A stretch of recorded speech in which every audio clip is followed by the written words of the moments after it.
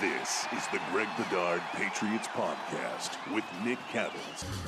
We are brought to you by our friends at Athletic Greens, one-stop shopping for 75 high-quality vitamins to help you start your day right. The news of the week is this Tom Brady podcast. As we know, he does one every single week during the football season with Jim Gray and Larry Fitzgerald. It's called Let's Go. And on the Let's Go podcast, we had Bill Belichick as a guest as part of this week's podcast. And before we get into some particulars that you wanted to discuss, just your general 30,000 feet reaction to having both of these guys on this pod together and how the interview went. Yeah, I thought it was, overall, I thought it was really good. And I thought it was a good move by both guys to do this now. As quickly as possible after the end of Tom's career. I thought it was really good. I thought both guys sort of said things, especially Belichick to Brady, that I think Brady needed to hear. And I think you heard that sort of emotion hitting right off the top of the podcast when Bill talked about how, Grady was and then, Tom got emotional and I thought one of the more poignant moments for me was right off the top where Tom, his emotions breaking and he says, because he was asked like what Belichick did for him as a player. And he said, I think it's more, what did he not do? And I think what Tom meant by that, my interpretation was, he didn't kiss my ass. He really drove me every single day throughout my career. Did I love it at the end of my career? No, but was it what I needed? Absolutely. And I thought it was great overall. I thought it really got better as the podcast went on. And in fact, I wanted it to keep going. I didn't want Gronk to jump in from his car, whatever he did, being Robbie G, because Belichick had started to loosen up and he was really being the best version of Belichick, the stuff that we rarely get to see at the podium during the football season, where he started to loosen up. He started to swear a little bit more. The story about Brady at Pebble Beach, hitting basically off a cliff, and Belichick thought, there goes my quarterback. He's going to die on the rocks here. And that sort of stuff I thought was just really good. And I think they both could have kept going as they loosened up.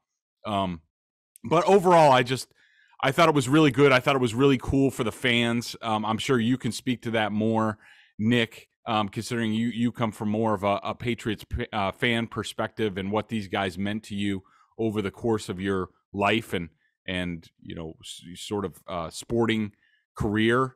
I just thought it was overall it was cool that they did it. I think it's the first of many sort of interactions that we're going to see with these guys, because they realize that how intertwined their history is and how their legacies are intertwined and how that's going to be the story for the next, for the balance of their lives. So to sort of come together a little bit now so quickly is a good start to that. Yeah, I thought it was the perfect public resolution, so to speak, between these two guys after all the stories with the Seth Wickersham thing and how things kind of ended in New England. It was a chance to publicly say, no, we're good. And that's not to say that they were perfect going back a few years ago, because they weren't, which we'll get into. But, it was a nice thing to see that, like, all right, it's almost like getting into a fight with a family member, right? And seeing them kind of get back together and realize, well, I wouldn't be myself and you wouldn't be you if we weren't brothers or, sisters or something. It was almost that kind of feel where they had the in-family bickering and some of the issues. But at the end of the day, we mean a lot to each other. And to see that and to hear that is worth it. And I think it goes back to when Tampa played in New England and Belichick and Brady had that get together in the post game between just, them two and behind closed doors. I think that was kind of the private, let's get together and figure things out here, because we don't want to continue our football lives and personal lives after football, talking about each other and trying to handle things awkwardly. Let's appreciate what we've meant to each other. And I thought that was the message that was sent. And I think it was a message that needed to be sent after some of the stuff that had been written and said. There was a certain Brady quote that really stood out to you, Greg, and you think some people are misinterpreting it. Talk about that for us. Yeah, it was really, and Boston Sports Talk Radio has been all over this for the past couple days, which they should be. And it was the quote about where Brady says, "In my view, people were always trying to pull us apart. I don't think we ever felt like that with each other. We never were trying to pull each other apart. We actually were always trying to go in the same direction. And I think when we were in New England for 20 years together, they got tired of writing the same story. So once they got done writing all the nice things, the championships and this, and then they just go, well, this works. Let's start trying to divide them." So I think my thoughts on this are, I think, and even I sort of mistakenly did this on Felger and Maz the other day, and I do think there's a little bit of whitewashing, and we may or may not get into that. I mean, I do think in general about that, I think that Brady, and especially Belichick, I think Belichick is always the guy, and I think Brady's being clued into it now about, legacy and perception and things like that for the balance of his career. He's going to start looking at the long game in terms of how his career is couched and how he's spoken about. I think from Belichick's perspective, I think he looks at something like The Last Dance with Michael Jordan and those Bulls, and I don't think he wants to be Jerry Krause or, Jerry Reinsdorf, who both of those guys came off really poorly in The Last Dance and were sort of pointed at like, you're the reason that this ended. And I think Belichick wants to avoid that for obvious reasons, even though I don't really think he needs to, because I think in 50 years from now, no one's going to really remember the end and Brady playing with the Bucs. They're going to remember the greatness that they had together. But in general, about this quote, I think a lot of people are defensive, including us in the media, and Seth Wickersham, myself, Tom Curran, we were sort of ahead of the curve in terms of reporting the issues that were going on behind the scenes, really starting with the 2017 season. And then that was the beginning of the end when Belichick did not give Brady an extension after the 2016 season when he won a Super Bowl, won the MVP. That was the beginning of the end. And, we don't need to rehash history. You can just go back and read a lot of the quotes from Tom Brady Sr. at the time, who thank God we have Tom Brady Sr. now to give us the history. He gives the proper context of what was going on. But in general about this quote, I don't think that quote was about the discord that obviously went on, and that's all factual. To me, this was about the debate that has continued to rage, in which I think is nonsense, and including at BostonSportsJournal.com, our Twitter feed for the company. There's a pinned post on there where I wrote a column saying, like, the Brady versus Belichick debate is stupid and like it's pointless. Like, what are we doing here? And I believe that, and I agree with Tom. I think he's talking about, even though people will pull out certain quotes to fit sort of their agenda and what they want to believe, I think this was really about people saying, like, well, Brady was more responsible, or Belichick was more responsible, or look what Brady's done with Tampa, obviously, and we'll look at what has happened to the Patriots 25 and 26 since he left. They haven't won a playoff game. That's proof that Brady was more important. And I think what Brady was saying there was, look, this was a partnership, and neither of us was going to win 6 Super Bowls together, or 6 Super Bowls apart. It was a partnership, and they were as great as they were because of each other, because of all the things that Bill illustrated about Tom, about raising people up and how he was able to be coached hard and how that was an example, and the contracts he took. And Brady couldn't have been as great as he was if Bill wasn't as demanding as he was year in and year out. And so I think that's really the crux of what that quote was about for Brady, which was, people are trying to make this Brady versus Belichick, who is more responsible. Look, the bottom line is we were never going to be as great apart as we were together. I remember working at EEI during the 2020 COVID season and this idea of the Brady versus Belichick thing. And I know it's the thing in sports radio and sports debate television to pick a side, and it's black or white and blah, blah, blah, blah, blah. And I know some people might have, listened to me during those times a couple of years ago thinking like, oh, he's sitting on the fence. But no, I've said it from the beginning. It's Brady and Belichick. It's not Brady versus Belichick. There's a lot in this world, as we know, is gray. And everybody tries to treat it constantly as black or white. And the fact is, if you're going to be as successful as this team was for 2 decades, it is a partnership.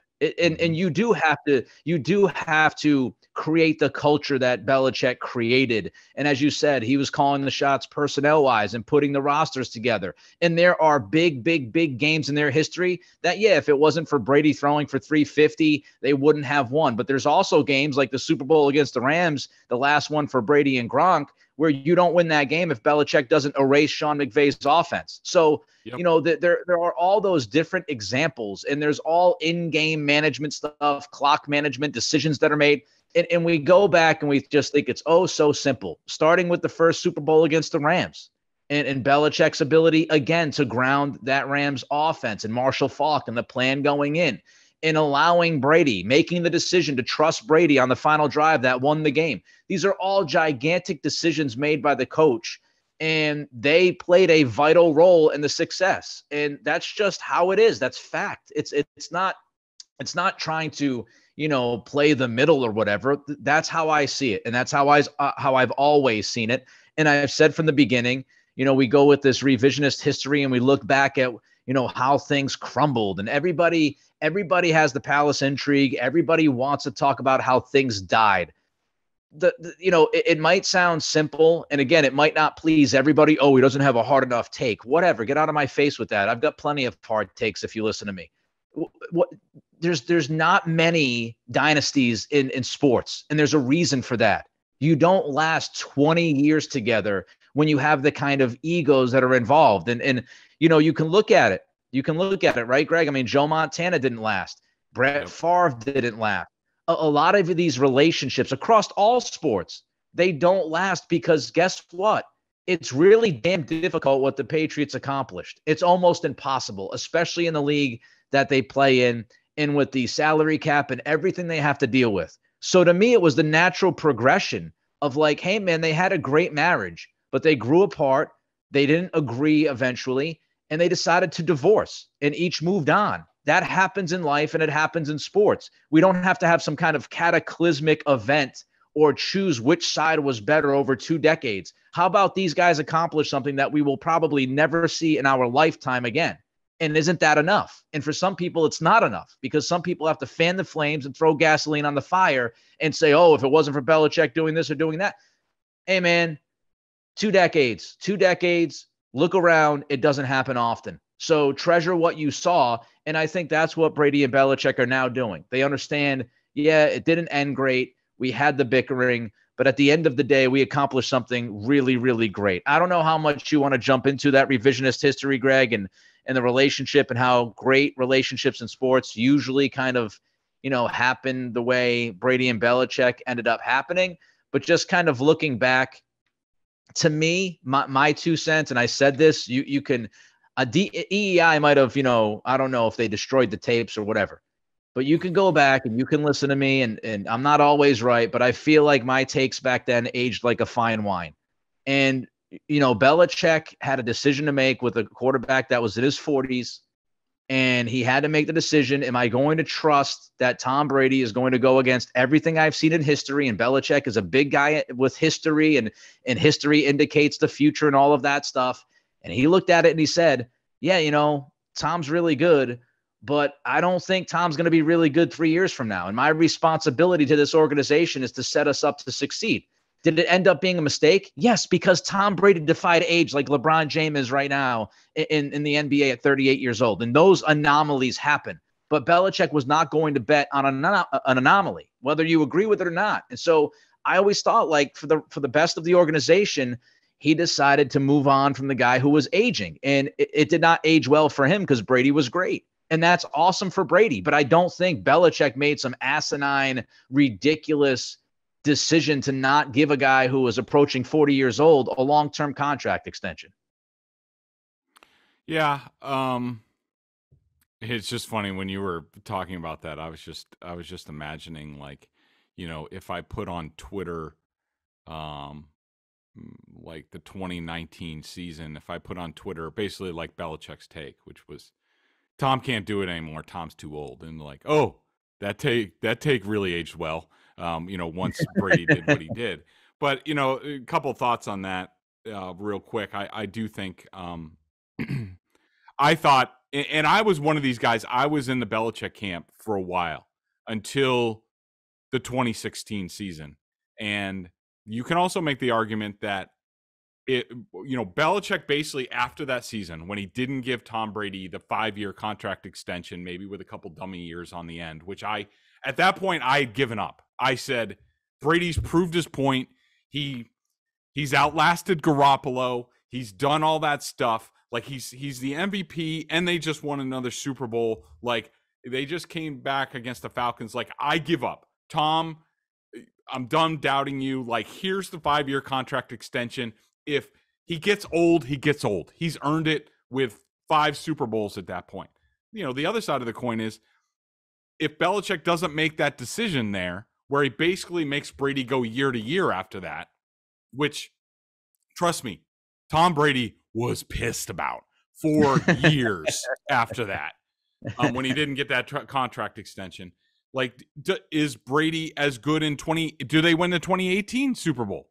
Maybe that, like, sort of Belichick little doubt on Brady's shoulder in the offseason, maybe that allowed him to push forward and get that 6th Super Bowl title. If he gets the 5-year extension, is Tom Brady as motivated, and Jimmy's gone?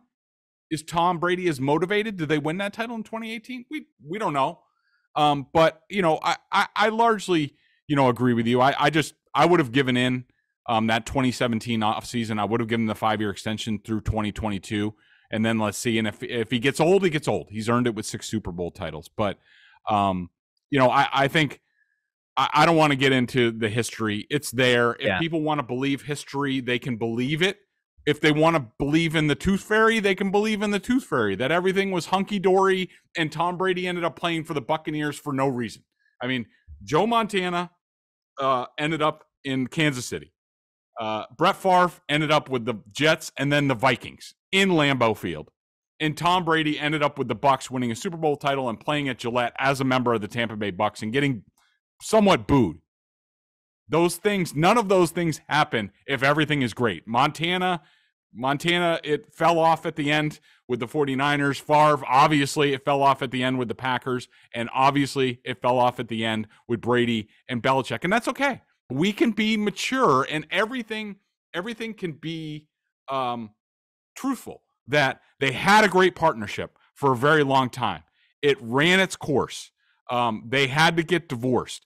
It was not good at the end for the last, like, about 3 years.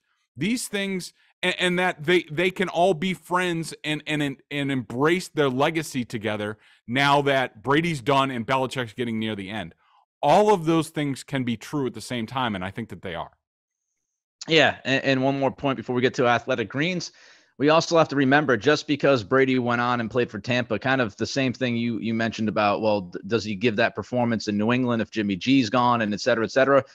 It doesn't mean that Brady would have just marched the Patriots to more Super Bowls if he stayed in New England. I mean, the fact is he went to Tampa, and Tampa was loaded with a bunch of talent. And that's not to pull anything from Brady, but that's a different team. It's a different team roster. It's a different coaching staff. So it doesn't necessarily mean, oh, Brady would have just went on this tear the final couple of years of his career in New England and everything would have ended with him holding up a Lombardi trophy. Not necessarily the case. All right, let's get to Athletic Greens, Greg.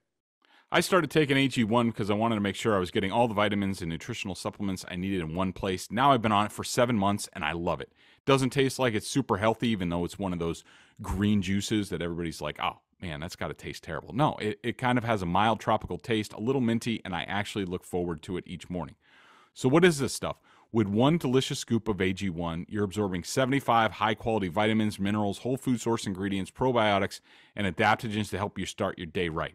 I'm telling you, you take it, you feel like you're getting an energy shot, and including makes my mind a lot clearer when I have to do Felgar Mass, which I definitely need. This special blend of ingredients supports your gut health, your nervous system, your immune system, your energy, recovery, focus, aging, all the things you're looking for. I take it first thing in the morning. It's now part of my daily routine, and I'd be lost without it. I love how it contains less than 1 gram of sugar, no GMOs, no nasty chemicals or artificial anything, while still tasting good. Right now, it's time to reclaim your health and arm your immune system with convenient daily nutrition. It's just 1 scoop and a cup of water every day. That's it. No need for a million different pills and supplements to look out for your health. To make it easy, Athletic Greens is going to give you a free 1-year supply of immune-supporting vitamin D, important in these winter months when we don't see the sun all that much, and 5 free travel packs with your first purchase. All you have to do is visit athleticgreens.com/Bedard. Again, that's athleticgreens.com/Bedard to take ownership over your health and pick up the ultimate daily nutritional insurance. All right, before we look at the Super Bowl, we got a couple of coaching decisions and moves made over the last week or so for the Patriots. And, of course, I'm talking about Adrian Klemm as offensive line coach. Will Long also brought in. Sounds like he could likely replace Nick Caley as tight ends coach. But, Greg, I was talking to you before we hit the record button, and you mentioned that you've talked to some people about Adrian Klemm, and you've gotten some more information about him. So please fill the people in on what you got. Okay, so I just want to clarify my position on this, Nick. You probably more than anybody realize that sports talk radio and Twitter and podcasts to some extent is where nuance goes to die. That yes, I feel like just because I'm doing my due diligence and giving you all the sides and all the facts on Adrian Klemm as he comes in here, I get painted as, well, you hate Adrian Klemm and you hate this hiring. No, I don't know Adrian Klemm. I don't know what kind of job he's going to do here. Is it going to be better than last year? Hell yeah, it better be. But look, everybody has a history. Everybody has a path to jobs. And it doesn't mean what happened in the past doesn't mean that that's going to be an indication of the future. People learn and improve. These are the facts on Adrian Klemm, okay? Here's the good, okay? Oregon's line last year was great. His first year there, they led the nation in fewest sacks allowed. That's awesome. I talked to Jeff Schwartz, former NFL lineman. He's now a media personality. He's an Oregon product. I know he watches Oregon every single week. I asked him about Adrian Klemm.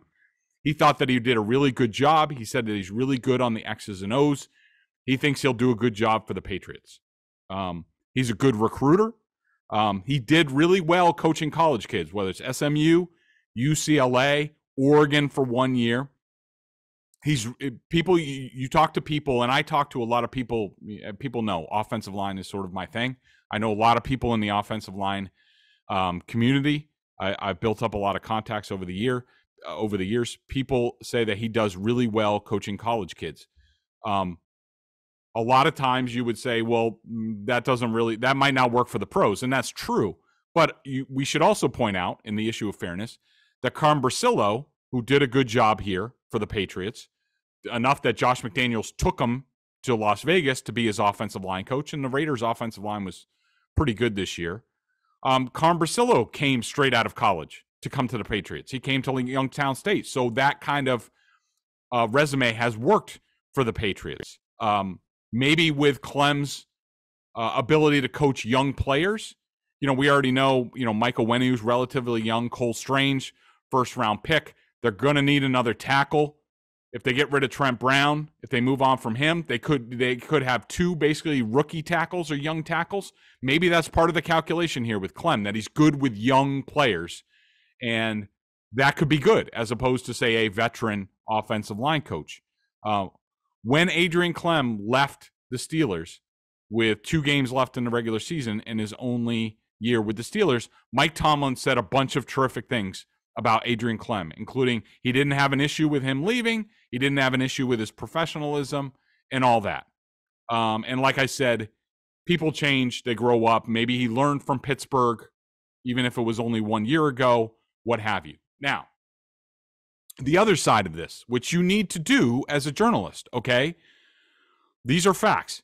When he was at UCLA, he never really developed anybody who was any good. Xavier Su'a-Filo, who was drafted in the second round by the Texans, was his best prospect that he coached throughout his career. Su'a-Filo was a terrible NFL offensive lineman. Doesn't mean anything. I'm just telling you the facts. A lot of his other guys have been sort of late round undrafted guys. What I don't understand, Nick, is, he had a hand. Colton Miller, he was a reserve sort of for UCLA when Klemm was there. And, Klemm left for the Steelers, and then Colton Miller sort of took on a starting role. He jumped off the page. He played his last year, his junior year, declared, and was a 15th overall pick. I don't understand why Colton Miller is not in Adrian Klemm's Oregon bio. He should be. He'd be the first line of my resume because he's by far the best player that Klemm touched in college. Right. Adrian Klemm did not last a year as a Steelers offensive line coach. You talk to people there, and people have heard about my reporting. Previously I talked to two sources. They all basically said, like, he lined up another job, and Tomlin was like, you can go. I talked to another Steelers source, very close to the coaches and also the front office there in recent days. He confirmed sort of what went on with Adrian Klemm. There's no hard feelings. I don't think there were hard feelings at the time. The way that I understand it now, a little bit more complete, Klemm, for some reason, didn't really fit their sort of coaching room in Pittsburgh. He was kind of a loner. It's not a bad thing. Maybe he was just a lot younger. Maybe they skew older. I don't know. Whatever reason, it didn't look like it was going to work out. And I think that was on both sides. They sort of understood it. Klemm lined up another job. I think Mike Tomlin was not pining to retain Adrian Klemm and was basically like, you can leave now. We want to get a look at this assistant offensive line coach. Maybe he's the guy for next year. He wasn't. They hired a whole new guy, Flaherty, who did a really nice job this year. And so the other thing I wanted to point out, I wish the Patriots would have cast a little bit of a wider net. They didn't. They interviewed two known prospects, Klemm, Belichick's first draft pick, and Ryan Wendell, who was a former player here. I wish they would have looked at a few more candidates. But to me, this smells like a Belichick pick. I'm sure O'Brien had some input on it, maybe deciding between those two, and he thought that Klemm was the better fit. I hope that's the case because it's Bill O'Brien's offense, and he's going to be responsible for whatever Adrian Klemm does. Hey, they got a guy who's actually coached the offensive line. It will be an upgrade by default. We'll see. Look, I'm not an offensive line guru. Maybe Klemm ends up being fantastic. I do like the fact that Billy O.B. got one of his guys in line in town. He had the call, and we've talked about how important a tight ends coach is to the operation of an offense. So, the fact that he got his guy in that spot is a very, very good thing to me. And it does seem like Bill O'Brien will be the head coach of the offense, which is absolutely what needs to happen. So I can't complain so far. I'm actually pretty content and happy with what they've done. We'll see if they continue to add to that staff. Greg, before we give our pick, just a couple minutes here on the keys to this game coming up on Sunday. Let's start with Kansas City. Your quick keys for the Kansas City Chiefs going against the Eagles. Yeah, I think the big keys are Patrick Mahomes is going to have to be great. Because I think the Eagles have the better overall team. I think they're better in the trenches on all sides of the ball, and I think Mahomes is going to have to be great. I think Steve Spagnuolo is going to have to do Spags things. I mean, I think he's one of the best. Massachusetts guy, love the guy. I think he's smart as hell. With extra prep time, he's going to have stuff ready for the Eagles, and he's looking to create 4 or 5 negative plays that really swing the game, get the Eagles into long distance, a turnover or two. And so I think that's big. For the Eagles, I think they need to, do what they do. I think they need to, if I'm them, I shut down Travis Kelce. I don't care. I'm doubling him all over the place. I'm hitting him off the line. I'm taking Travis Kelce away from Patrick Mahomes. I'm making Mahomes beat me with everybody else. I would look at if I were them, I would look at the Raiders, what they did. Yes, Travis Kelce caught 4 touchdown passes, but really he was like 4 for 9 yards and 4 touchdowns. I mean, the Raiders did a really nice job between the 20s. They had a hard time in goal to go. I would look at that. And I think that the Eagles they're going to need to run the ball. If they can get over 175 yards rushing, I think they win this Super Bowl going away.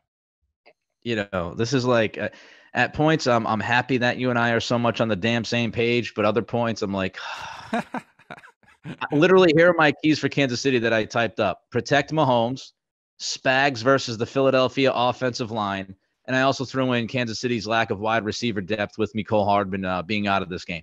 My keys for Philly were run game, keep Mahomes from extending plays, get some pressure, and of course, in bold, limit Kelsey. So needless to say, I agree with everything you just mentioned. Super Bowl pick, Eagles -1.5, Greg. Yeah, I really want to pick the Chiefs just because I think it'll be fun, and it'll be fun in New England that the Mahomes and the Chiefs sort of edge towards the Patriots, and that always makes for some interesting tension and maybe a bit of a rivalry going forward that the Patriots are trying to beat back the Chiefs from approaching what they've done. But I'm sorry, at the end of the day, look, everybody knows, they listen to this podcast, I'm a football guy. I have certain beliefs about football. The Eagles are the better football team, and while I don't think Jalen Hurts is all that good, and I think he's the Eagles and what he's done sort of represents the hope of the Patriots with Mac Jones in terms of, building up the team, building up the offensive line, all that stuff. I think that I just think the Eagles they're just better. They're better on their defensive line, their offensive line. I think those two lines dominate the game. Everybody knows I love trench warfare. I think the game's decided there, and I can't be a hypocrite, Nick, and go with the flashy QB guy and over the line play. So I'm going with the Eagles. I want to say like 30-24. Really? Not the score. I didn't pick a score, but I wish I could show people my computer. Eagles by 6, what I had. Yeah, everything you said, offensive line, I think they'll do a good job against Chris Jones. Chris Jones absolutely murdered that Cincinnati offensive line in the first half. I think Philly will handle that because they have one of the best offensive lines in football. I think Hassan Reddick is a beast and very tough to deal with. Hopefully, Kansas City has a better plan than Kyle Shanahan trying to block him with a backup tight end and a wide receiver. I think that defensive line will get home a few times, and I agree. I just think the Eagles are more talented, so I'll go with the Eagles by 6. I would lay the 1.5 points. That'll do it for this week's podcast. Any breaking news will be on it, of course. Till next time when we recap the Super Bowl and talk more Patriots, he's Greg, and I'm Nick.